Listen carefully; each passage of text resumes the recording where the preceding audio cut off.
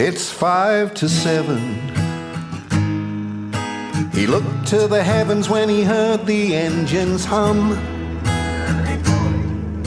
A sky full of planes and each one with... And there we have 5 to 7, of course, our opening theme tune, or theme to Islands at War, here from Guernsey and the Channel Islands with me, Keith Bengelliot, and also, of course, with... Nick Lahiro. Morning, Keith. Morning, Nick. And we are November 1943, and we, as we go through this series, Nick, every month of the occupation, the stuff that we're unearthing, especially you're unearthing, of these incredible individuals that would have sort of been lost in the mists of history.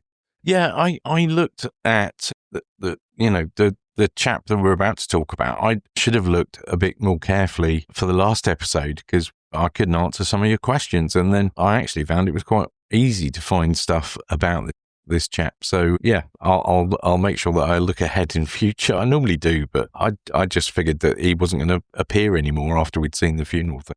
Okay, so this is who we're talking about is Oberleutnant Zepernick, who I guess was on leave or for some reason was off island. He was on a French train.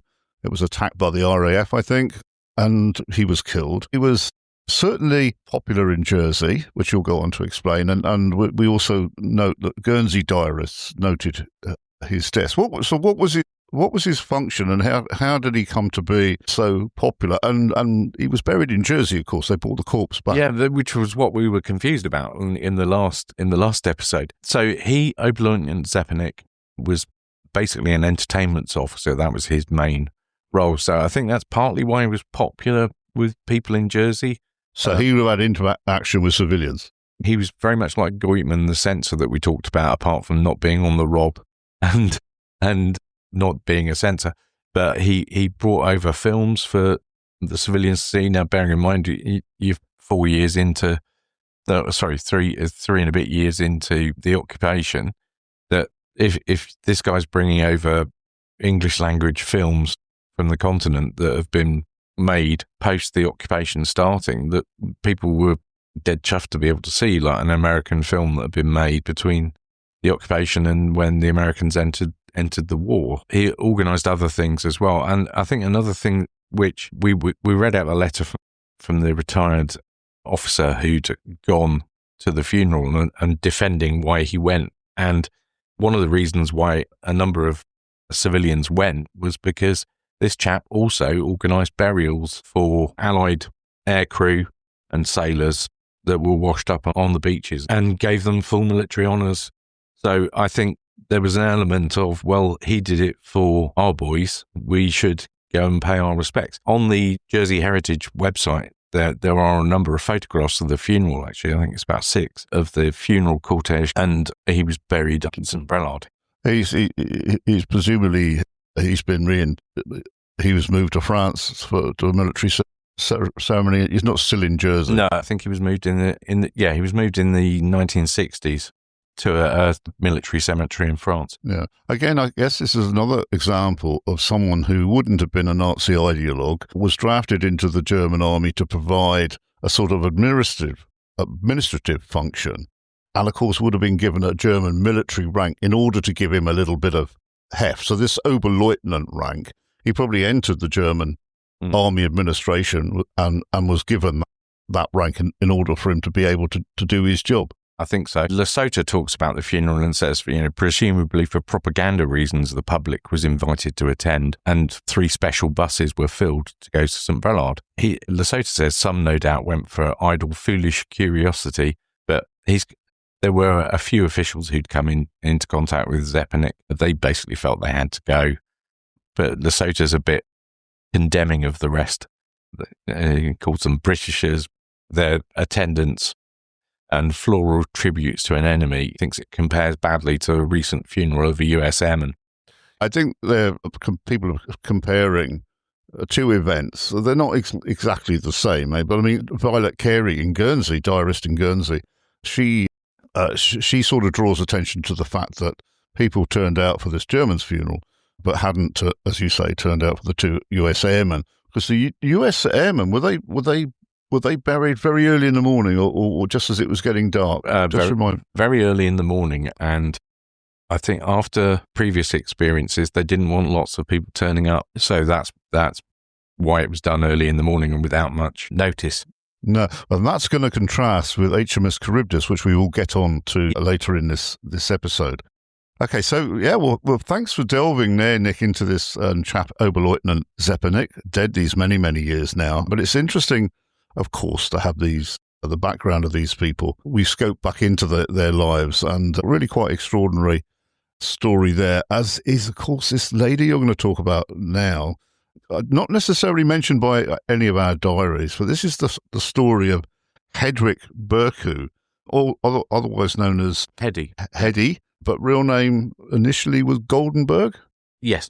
And she's got a very, very interesting story. And again, of course, there's quite a lot about her at the Jersey Heritage website. But can you tell us about her incredible story? I first came across this when I saw a notice that the Germans had put in the Jersey Evening Post, which was basically saying the German authorities are looking for Miss Hedwig Bercau, a typist of no nationality, which is an interesting term of phrase. Yeah.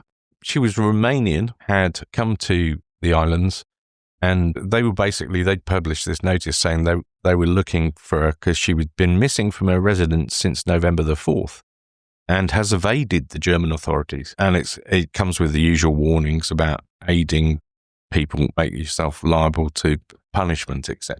Well, they published a picture of her in Jersey Evening Post? Yeah. So it was almost like wanted.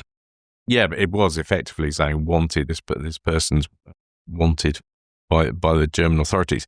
Now, what she'd done was basically she'd faked her own suicide because she thought the Germans were onto her because she'd been up to various things. She realised she was in danger because she'd been approached by a Jersey lorry driver who demanded coupons, and she refused.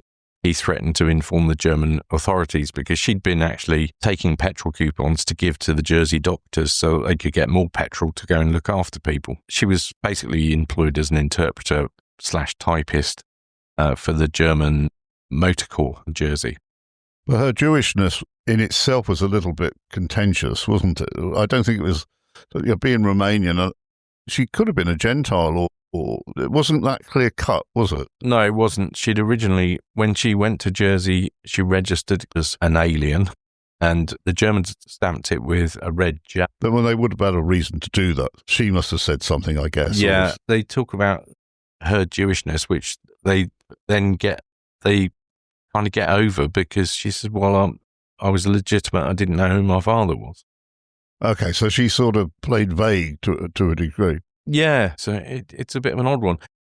Like I say, she realised she was in danger because this chap was threatening to inform on her. She was originally hidden by a Czech national in Trinity before moving to West Park Avenue, which was the home of Dorothea Weber. And she'd received extra food from a German officer named Kurt Rummel, I think that's how you pronounce it, to help look after her. Okay, so she feels that the Germans are onto her, so she goes down to the beach, presumably with some spare clothes, dumps the spare clothes on the beach, leaves a note, and disappears, and then walks off into obscurity. But she's also being aided by this Weber chap's wife, Anton Weber, and then also by a German soldier. Yes, yeah. So the German soldier was supplying extra rations because of course she couldn't go and get a ration book. So she was hidden by this lady Dorothea for the rest of the war successfully, which is I just think is incredible. And I noticed that she didn't give herself up to the Allies until quite a few days after liberation. I think it was something like the May the 14th or something like that. Just making sure that it was completely safe.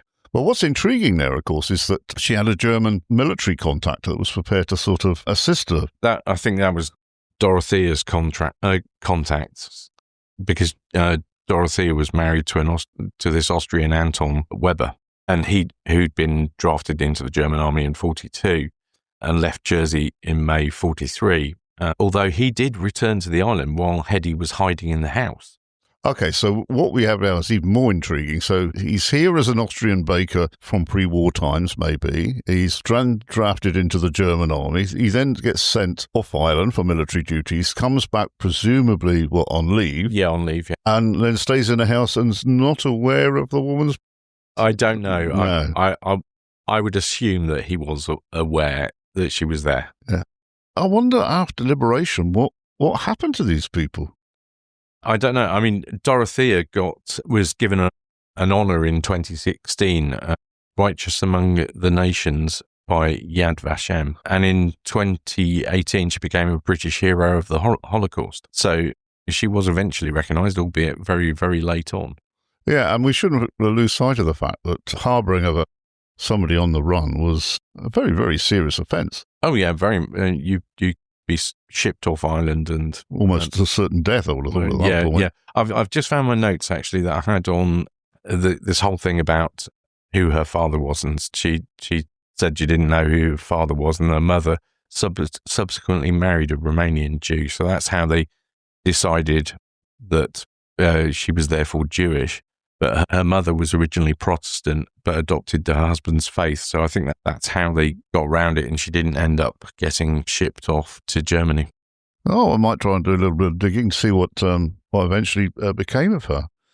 Okay, moving on. We return now to Guernsey, and we had spoken in previous episodes about the attempt to bring in some form of children's allowance, which would give families who required it a little bit more what we would call benefit now.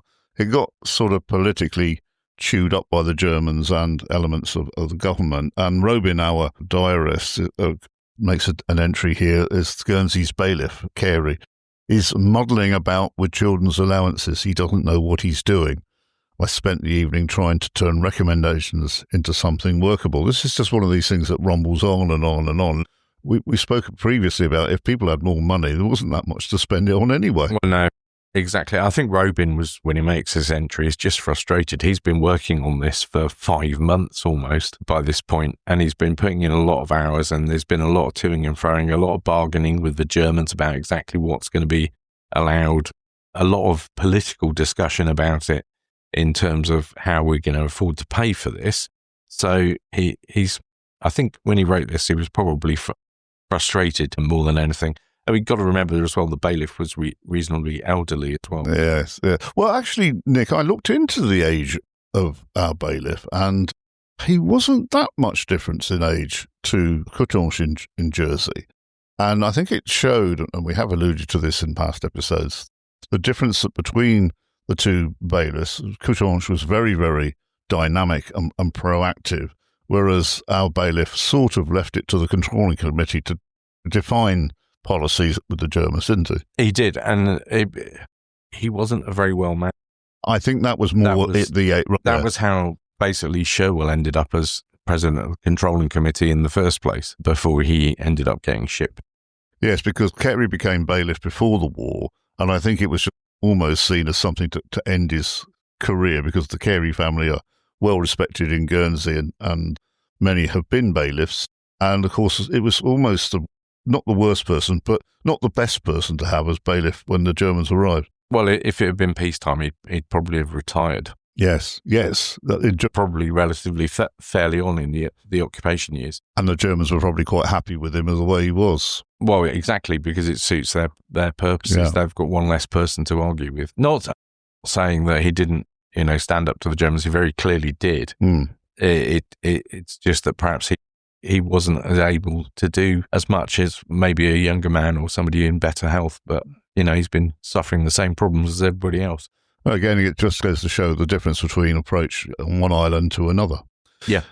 Okay, moving further into the month, Louis Guillemette, a liaison chap and superb diarist, has a phone call one morning, and a gentleman called Len Collins has arrived back from Laufen internment camp based in Germany, and he's taken 8 days to get here. 5 of them are stuck in St. Malo waiting for a boat. But he brings with him, Nick, some letters, photographs, and also items that have reached the people in Laufen internment camp via the Red Cross. And he brings these things for family members, I guess, yeah, on the island. And one of the other things he brings with him is he brings news of people, Channel Islanders based, or rather evacuated to the UK, who have written to people through the Red Cross to the people in the camp. So he brings news. And can you run through some of the stuff he's talked about? Yeah, sure. I mean, this is one of the things that initially puzzled me when I started looking at the occupation many years ago, was how did these letters get here? And this is clearly how it happened. Yeah. Because for those who haven't listened before, when people were taken to the internment camps on the continent, they had, I was about to say luxury, I'm not sure that's the right word, but they had the ability to write a normal letter. So a bit like prisoners of war could write to their families or whatever. They weren't confined to just 20 or 25 words. They were still censored, though, I think. Yeah, they were censored, but they wanted to write 3 pages or 5 pages. They could send. I think it initially started out as like a postcard, and then it turned into letters, which could be much, much longer. And they had the ability to send photographs as well. So people were getting to see photographs because as these people like Len Collins came back, as well as bringing real tea, which was a real shock to a lot of people. They hadn't seen it for 3 years in most cases, because by November 1940, it was controlled centrally, and there were very few rations of it. So even if people had seen it, it was a very small amount. And he bought butter. I'm not sure how butter would be after 8 days of travelling. November, very cold. Yeah, I suppose that's the best you could hope for, but no refrigeration. They're unimaginable luxuries. Now, there had been, we mentioned, Sherwell had written to his wife saying, this is going to be our last year in captivity and all this malarkey. And Louis had to dissuade her from sending a Union Jack to her husband. We talked about that. I think it was in the October episode. Yeah. And Louis says, well, now this also brought a sobering truth to them, because the mysterious, hopeful tone of recent letters from England wasn't based on secret knowledge, just wishful thinking. Yeah, so people were writing letters from the UK to people in the camps and really being quite open about relationships and things like that, because we start to learn all sorts of things about people, the strain of being evacuated, the strain of being in the camps, etc. And one of the things that had come up about was so many marriages that were under strain. Yeah, absolutely. And he talks about the illegitimacy rate has risen from 4% to 19%, many involving German fathers. We've talked about this before. Yeah. That actually doesn't translate into very many babies with German fathers. Dr. Sutcliffe and Dr. Simmons both spoke about it after the war and said there weren't that many in reality, in their viewpoint, from their experience. And of course, that they were delivering these babies, so they would be the people to know. Yeah, I mean, one of the things that became evident in the letters that my grandfather sent to my grandmother immediately after the war, so this is from May 1945 to the point that he was demobbed, was the fact that they had been true to one another. This meant so much to him. He doesn't comment as to whether he knew people whose marriages had broken down, but this was the overriding sentiment that came out of these letters. And through the letters, one sees another aspect of my grandfather that wasn't immediately apparent to us as children when we were young, but all that will come out in a book that I'm writing at the moment, but more of that anon. Yeah, so, I mean, Louis makes an interesting point. He sort of finishes up with note that morality is not as fundamental as we like to believe. That's right. And of course, Louis was in a very happy marriage, of course, and just had Josie, the baby. Yep. And his wife was ill at the time, but I think Queenie was starting to get very much better, thankfully, in November 1943. So Louis is writing, in a very, very measured way. And this is why these diaries are very, very valuable, because we're fortunate, Nick, to have some diarists that they're very self-aware, and they're aware of what's going on around them. They're not just recording events to a degree that they're interpreting and commenting on events, which makes them ever so interesting. Yeah. Okay.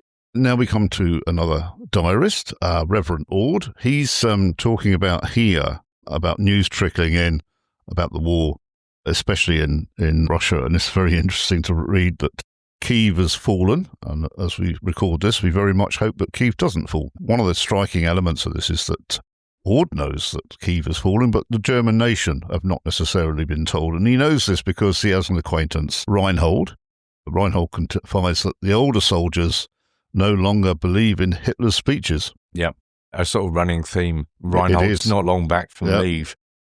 And he says, our people do not need the Russian figures to tell them what their losses are. He says they know, because nearly every family's been affected now. Yeah, absolutely. And Ord notes that despite all of this, propaganda persists. Posters appear in shop windows showing Jewish Soviet commissar threatening a woman, and he says it's grotesque caricatures. Now these are things that these posters aren't up in Guernsey, they're in Germany, but it's Reinhold has told them about these horrible posters that have been put up. But Ord also makes note that the island's attention is fixed on the skies as the RAF planes streak overhead and anti-aircraft guns bark at them. Again, he talks about as well the shrapnel raining down from these anti-aircraft guns that have been firing at aircraft that are so high up that they're unlikely to hit anything. Yes, and so he comments that the children are sort of pedaling through this. It's becoming an everyday event almost. And even when German military stop and watch these RAF planes. Yeah, and they stop and watch the kids cycling as well, because lots of kids cycling on small bicycles to go to school, and I think that they're just like wondering why are they doing that? They're not taking shelter. Yeah. Okay. Now, big subject, a subject that persists this very day in terms of remembrance is the sinking of HMS Charybdis, which was a huge event in 1943, and as I say, resonates to this day, and Nick will explain why. So HMS Charybdis and another, which was a big vessel, Nick, a destroyer, I think, a complement of well over 500 men. It was a cruiser. Yeah. And it was engaged in a mission, I think, with another ship whose name escapes me at the moment. Limborn. That's right. And the Germans certainly sunk Charybdis. It was late 1943. The British authorities were aware of a German blockade runner, the Münsterland, which was carrying an important cargo of latex and strategic metals. Now, of course, Germany was struggling to get resources, so if they could have got this through, it would have been very important. And the Germans had really went to town with escorting these vessels. And the British launched Operation Tunnel, where available ships would attempt to intercept these blockade runners.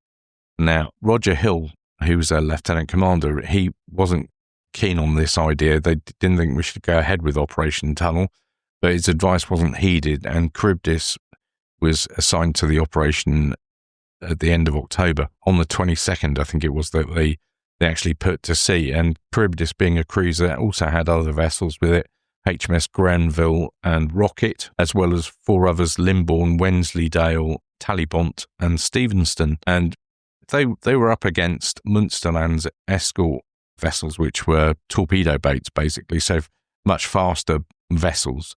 So whilst they weren't as heavily armed, they were a lot smaller, quite a difficult target to hit, and they were armed with torpedoes, which of course can be devastating for a ship. And Charybdis had picked up the convoy on a radar at about 7 miles range. I mean, that's fairly long range for the radar kit that they had at the time, but they didn't intercept any radio transmissions. Limborn had heard the radio transmissions, but couldn't get them on their radar because Charybdis was in the way. So the technology at the time didn't allow. It's not like it didn't have the nuance that it has now. Not like the modern technology where you can see stuff coming from a long way away and you don't have to worry about your radar being blocked. And the Charybdis was hit on the port side by a salvo of torpedoes, 6 in fact, fired by 2 of these torpedo boats. Limborn was also hit during this action and was later scuttled by HMS Rocket. The German ships got through and they escaped, and Charybdis sank within half an hour. with a loss of over 400 men, including the captain. There were 4 officers and 103 ratings which survived. Yeah, that 107 survived that. I sort of got the impression over the years, just through not researching it properly or at all, because my father and my grandfather used to go off to the service over the years, but 107 people did survive. And when you think about it, to survive that traumatic event, and the water wouldn't have been warm at that time of year. No. And the interesting thing about the amount of survivors is that the Germans appear to allow other Royal Navy vessels to engage in rescue. In other words, they didn't interfere with the rescue attempt, attack vessels that were rescuing men. Yeah, I think they made good their escape, but they certainly didn't interfere with the rescue. The Charybdis itself, I mean, the wreck wasn't found until 1993. No, that surprised me as well. It's in about 80 meters of water or something. Yes, that's fairly deep. I suppose it's classed as a war grave. It will be, yes. And of course, bodies started to wash ashore. I think ultimately 21 in Guernsey, 38 in Jersey, and then the rest, quite a lot, in various parts along various parts of the French coast. It was predominantly engine room ratings that washed up. One of the things that I did a piece for the BBC on this. We went to record earlier this year in the day before the memorial service, and you walk along that line of graves. I think there's 19 graves in the funnel, and you just look at the ages. They're all so young. Yeah, It's really quite depressing. The majority of them are late teens or very early 20s. It's really quite sad. And there's several elements of this that intrigued me. Is that Louis Guillemette reports in his diary that he reported the news to the German authorities. So why or how would Louis know about this before the German authorities here? I think he was reporting the fact that the bodies... Exactly, yeah. And so they backtrack it from there. And then, as Louis says, something unexpected happens. The Germans insist on full naval honours. Yeah, it was full naval honours. Now, the whole affair changes how they deal with funerals going forward, because the Germans are somewhat taken aback with what happens, because the public are allowed to attend. The Germans didn't factor in that about a quarter of the island's population turned up. I mean, that's right. That is incredible when you think the full-on is just outside St. Peterborough, the cemetery. And some of these people would have had to have come far and wide across the island on foot and go back again in winter weather. Yeah. And, they 721 wreaths are sent in. Yeah, that's what's noted there. I've seen larger numbers mentioned than that, so I don't know if more were placed afterwards. The Germans obviously couldn't do anything about it once all these people turned up, but you couldn't get red, white and blue anything anywhere on the island after that, because they basically, people pulled out anything that they could to make wreaths. There were messages on the wreaths. One of them particularly took my fancy, which was the card on the wreath said, "From the RAF, we will carry on," in capital letters. Yeah. I mean, the service of remembrance continues to this day, of course, in November of every year. Is it viewed and dealt with differently here to Jersey? Charybdis is woven into the Guernsey fabric. People of our age are very aware of Charybdis in general terms. I'm not so sure about anybody under 40 now. But in Jersey, did it attain the same sort of level of remembrance as the decades passed since the war in sort of folk memory?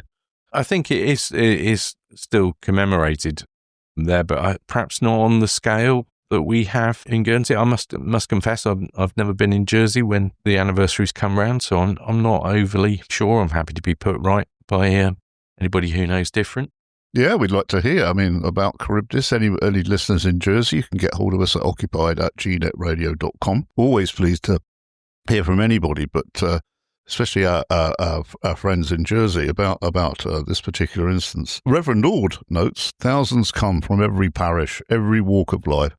He goes on to describe the ground as black with massed crowds. Yeah, and he also says that if the Germans had known this was going to happen, they'd never have allowed it. Now, that's very much what happens in Jersey. They don't allow the public to go to the funeral in Jersey. It doesn't stop people in Jersey because all they did was go along after the funeral had been held.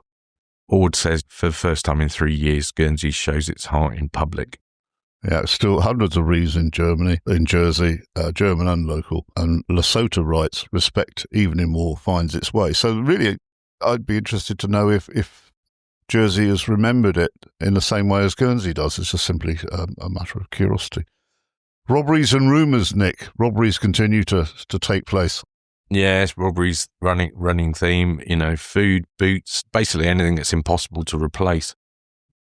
And, the various diarists note it's happening again and again. They're suspecting that it's probably foreign labourers or desperate soldiers. Caledonia nurseries broken into, a house in the Fosse Andre. It just seems to go on and on.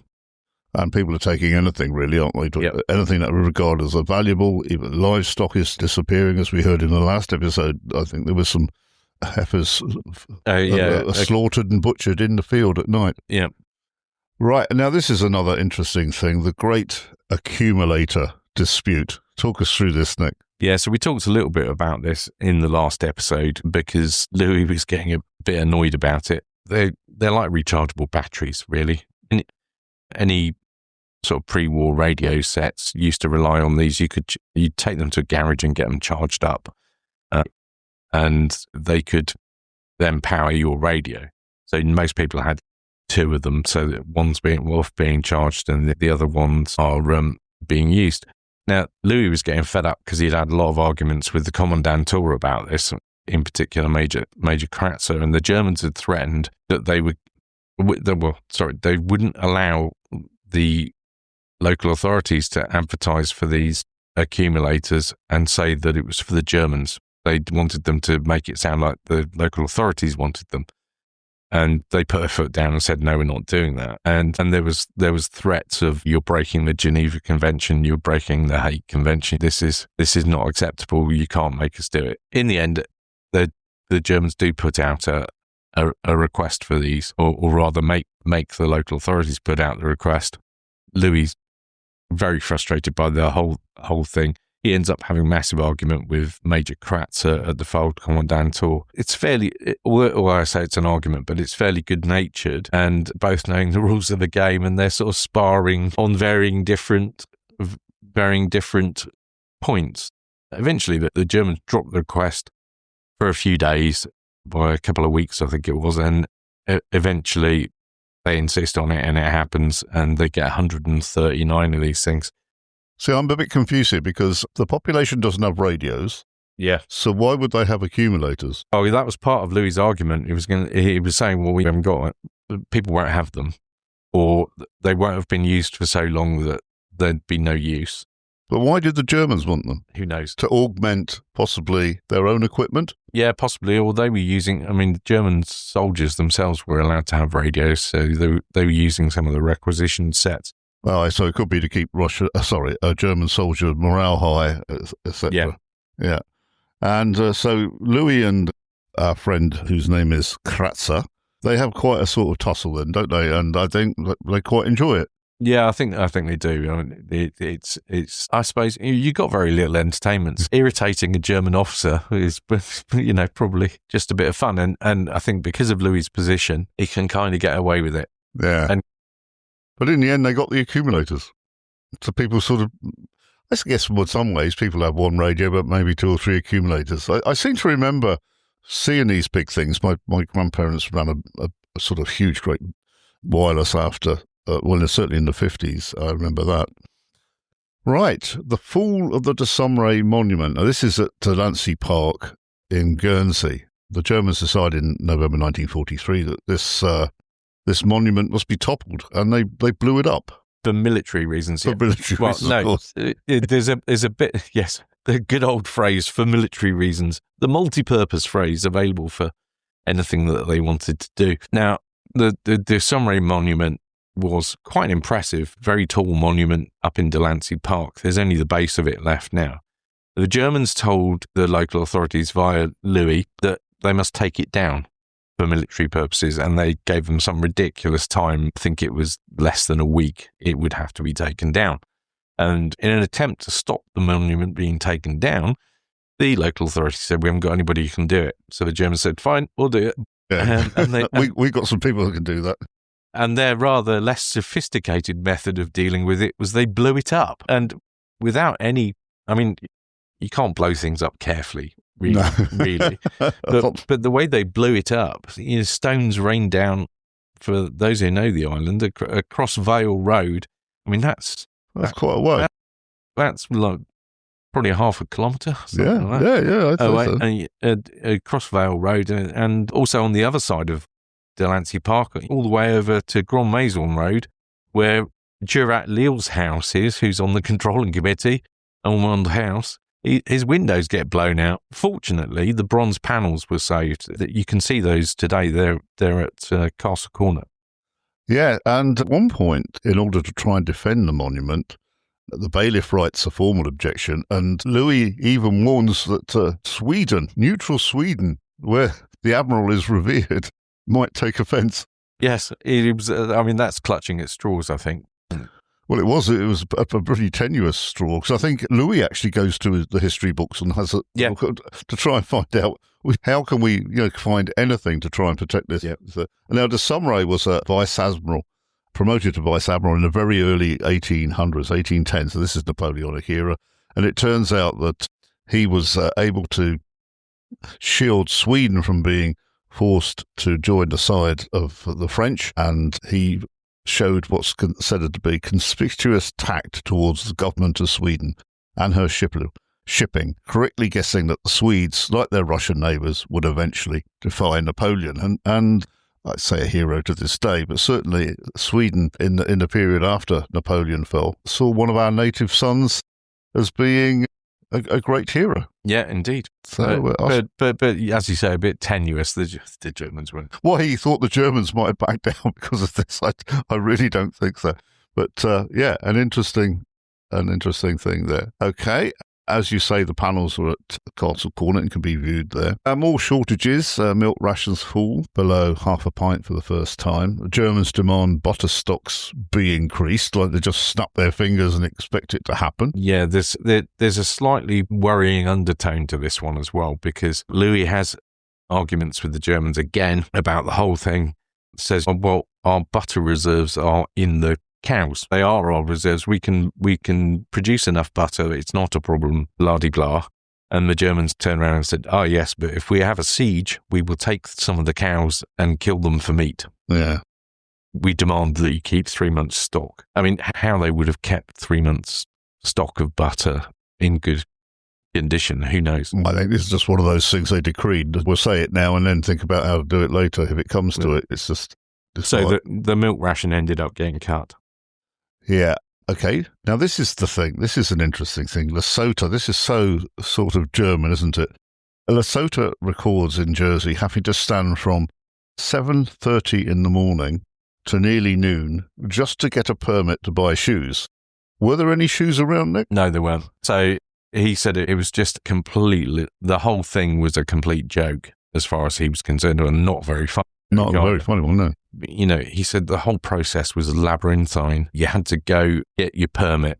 You had to go get a parish signature to confirm you had no other footwear. Now, how does that work? You go, you go to a constable of the parish and say, I've got no shoes, mate. Yeah. What does he do? Come round and have a look? I'm not sure he's going to come around your house and have a look. I mean, you'd have hidden them anyway. And then you had to queue to return the permit. And in return for that, you get another permit. Another permit. To buy the shoes. He's talking about, pre-war shoes that once cost 12 shillings and sixpence are now sold for 50. And their scarcity was the new normal. So you then might find a pair of shoes only to find that they don't fit anyway. But I guess you still bought them just in case. Well, I suppose you could have traded. Yeah, exactly. I think that also partly the permit thing was to stop people buying them and flogging them on the black market. Yeah. Right. Electricity is rationed now to 4 units per household per week. Water is restricted. Yep. There's been a drought which has forced a curfew on taps.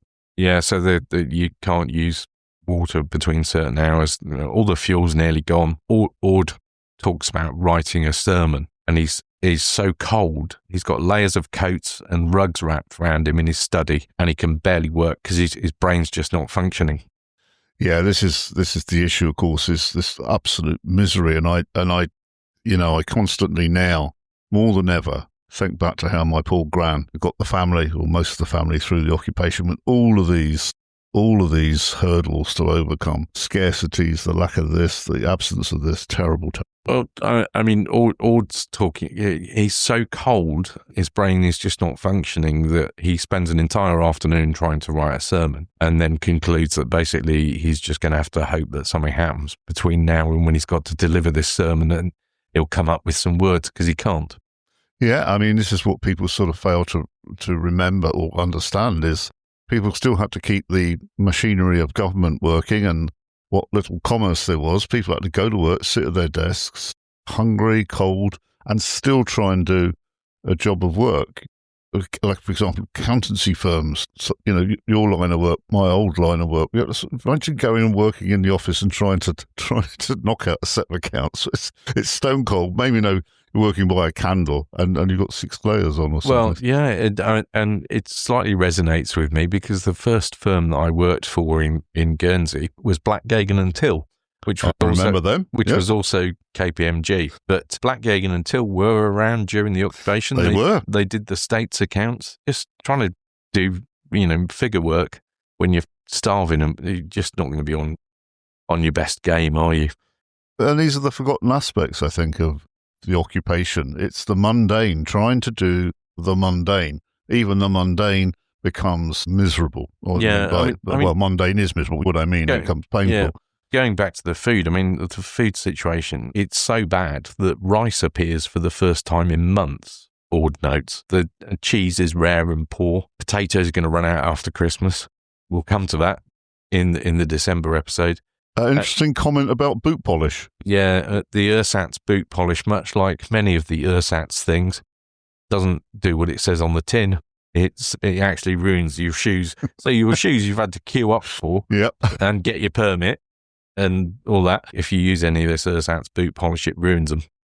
And ladies can look forward to a ration of 40 cigarettes for Christmas. Yep, they can indeed. I wonder what quality they were like. For the first time, because remember the blokes got extra cigarettes every other Christmas. 3 years on, the fourth Christmas of occupation, and the ladies finally get. There'd been quite a lot of letters over the years into the Guernsey press saying that it's not fair. We don't get anything extra, but some of them hope for chocolate instead.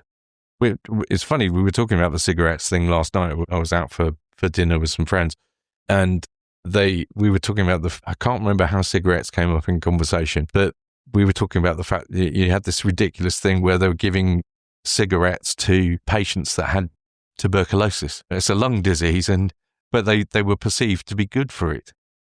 Yeah, I think doesn't this come up recently with the leader of Korea or something? He's in North Korea. They'd opened a new hospital, and he said, "Well, we haven't got a smoking room here. How are people supposed to get better without cigarettes?" Okay. I mean, Ambrose Robin says, our longing for the end of this miserable occupation is becoming more acute.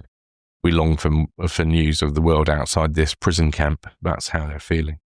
And something that should put the fear of the Lord into you, Nick. We are weary of vegetables. Yeah, I'd have been stuffed. Or not. Well, yeah. Katie's mentioned this to me more than once. What would you have done if you got no meat?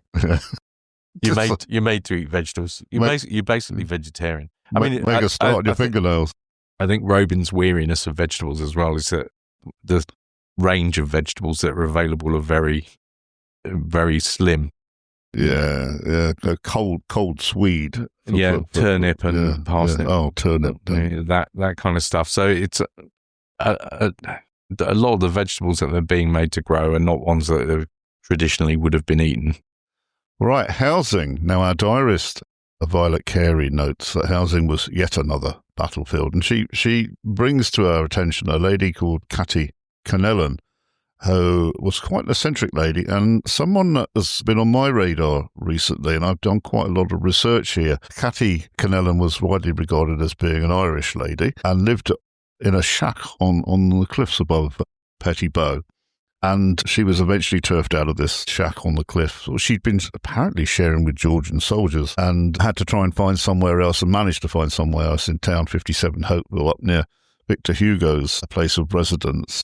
And I'll be doing a little bit on one of my talks here locally for anyone that's interested in that can get hold of me at occupied@gnetradio.com. And Catty Connellan wasn't all that she may have seemed to be. So it's interesting that you pulled that one out of the bag, Nick. But housing was a problem, and people were just running out of places to try and find billets once the Germans had taken their house. Yeah, absolutely. I mean, she's shown various houses, and one had no grates, no door handles, no electricity, and no water. Pretty primitive. Yeah, pretty primitive. But Violet records that Catty's heartbroken because her soldiers, as she called them, the Georgians that were billeted in her former home, had stolen from her, and she was devastated. I mean, this house that she lived in was right on the cliffs, and it was an odd place for someone to live in the first place. She eventually ends up living in town, and I think eventually the soldiers destroyed the house.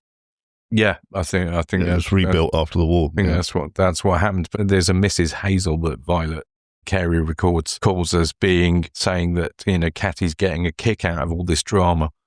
Yeah, it was, like I say, I go quite deep into this lady's life. She's quite an interesting character. Again, another one that's disappeared into the mists of history and that were enticing back out onto centre stage. Small acts of defiance, Nick. Now, this is a great one about cycle here. Pearl Luff, her bicycle is stolen by a German soldier. Yeah.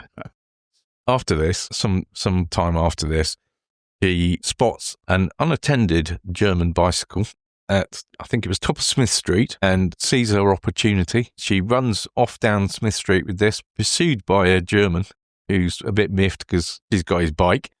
Actually takes it down the steps, down the side of Boots, down to the quay, and then zips along to onto the Esplanade and straight to a friend's cycle shop, whereby he removes the crossbar, repaints it, and fits it for a woman. And then Pearl goes and registers it for a new license and rides away triumphant. So she had a cycle rustled, yes, and then rustled it back. Well, yeah, and rustled another one. But it's a small victory. Okay. Oh, right. Okay. So her bike is stolen by a German. She then steals a bike from a different German. Yeah, a man's bike from a German. Man's bike. Sorry. And they take the crossbar off and make it look like a woman's bike, change the colour, and she goes and re-registers it. So as Ord says, a small victory. But in 1943, small victories mean everything. Lesotho in Jersey writes on November the 13th, 1943, the tone shifts. Nick, arrests, etc. Yeah, Lesotho talks about arrests for wireless offences in Jersey. They're whispered about. One man got caught with 3 radios, cameras, a revolver and ammunition. His betrayal became via an anonymous letter, likely from a local collaborator. And as usual, they write, the search was the result of an anonymous letter by some local Britisher. Now, I have to say, Nick, if I caught a man who had 3 radios, cameras, plural, a revolver and some ammunition, I might wonder what this chap was up to or he was about to do. Was there any explanation about why this guy had this? I mean, no. He looks like a spy to me. Or was this just a guy who accumulated stuff? Yeah, I think it's just not handed stuff in. A revolver and ammunition. So do we know any more about what happened to him? We didn't get a name, did we? No, we didn't. No, we didn't get a name. He had 50 rounds of ammo. Or we also had photos of gun emplacements, etc. Oh, it's even getting more murkier. You see, what some of the people that escaped, and particularly from Jersey, there was an enterprising chap who escaped from there. His dad ran the camera shop, which was allowed to develop film for Germans. Yes, a relative of a good friend of mine, Dave Upson. Yes, yeah. The Germans being very keen on taking pictures of themselves, and here's me with my gun emplacement. They made duplicates of them and took them when they escaped.